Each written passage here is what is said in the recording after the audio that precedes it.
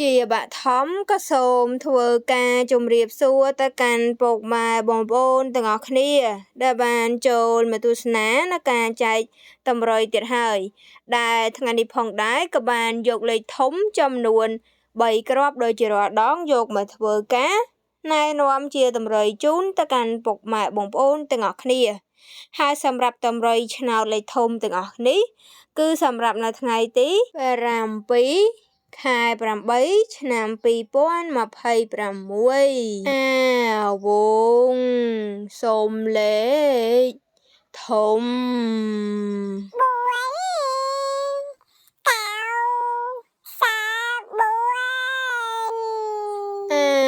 វងសូមលេខធំ